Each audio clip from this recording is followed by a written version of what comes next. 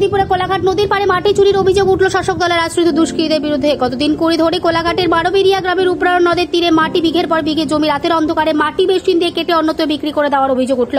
গ্রামবাসীদের অভিযোগ, প্রায় দিন কুড়ি আগে থেকে গভীর রাতে মেশিন দিয়ে নদীর পাড়ের মাটি কাটা হয়। যদিও এই মাটি কাটার ঘটনার সত্যতা স্বীকার করে নেন তৃণমূল কোলাঘাট পঞ্চায়েত সমিতির সভাপতি সুরজিৎ মান্না।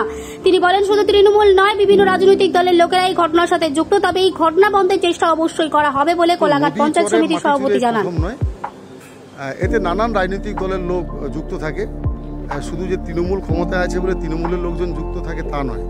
এখানে মদত থাকে সব দলেরই, সুতরাং এই মদতগুলো আমাদের বন্ধ করতে হবে। বিগত দিনে এই অভিযোগ এসেছে, আমরা বন্ধ করেছি, আবারও অভিযোগ আমরা পেয়েছি, দেখবেন এটাও বন্ধ হয়ে যাবে। কিন্তু এর জন্য সবাইকে সচেতন হতে হবে। আগামী দিনে হলে নিশ্চিত এর বিরুদ্ধে স্টেপ নেওয়া হবে। কি বলবো আর, মানে দিনের বেলাও যদি ডাকাতি যাকে বলে, রাত্রে রাত্রে হচ্ছে আবার দিনেতেও হচ্ছে। ওদের একটা সাধারণ নেই যে মাটি আমাদের এখান থেকে চলে যাওয়া মানে আমাদের এখানে ভূমিক্ষয়টা বেশি হবে, কারণ সামনে নদী। তো পরবর্তীকালে যাতে বৃক্ষরোপণ করে মাটি ক্ষয় রোধ করা যায়, তা না করে কি করেছে, মাটিকে নিয়ে নিচ্ছে।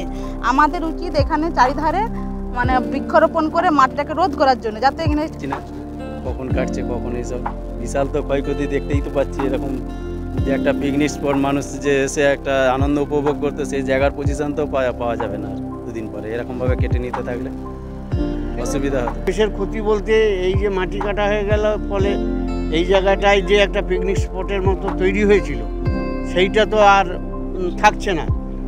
মানুষ এইখানে 26শে জানুয়ারি, 23শে জানুয়ারি, 25শে ডিসেম্বর এখানে হাজার হাজার মানুষ আসে পিকনিক করতে। দেখুন, পুরো যে বাস্তুতন্ত্র যে সিস্টেমটা সেটা নষ্ট হবে। আগামী দিনে বন্যার একটা ভয়াবহ পরিস্থিতি সৃষ্টি হবে, নদী বাঁধ ধ্বংস হবে এবং প্রাকৃতিক বিপর্যয় করবে। তার জন্য তৃণমূল দায়ী আমি মনে করছি। এই দায়ীটা শুধু আমাদের মানে মিডিয়ার মধ্যে সেরকম থাকবে না। আমরা প্রশাসনকে প্রত্যক্ষভাবে জানিয়েছি, যদি প্রশাসন কোনো না ব্যবস্থা নেয় আগামী দিনের বৃহত্তর আন্দোলন ভারতীয় জনতা পার্টি করবে। আমার নাম শেখ সাদ্দাম হোসেন, ভারতীয় জনতা পার্টি সংখ্যালঘু মোর্চা জেলা সভাপতি, তমলুক সাংগঠনিক জেলা।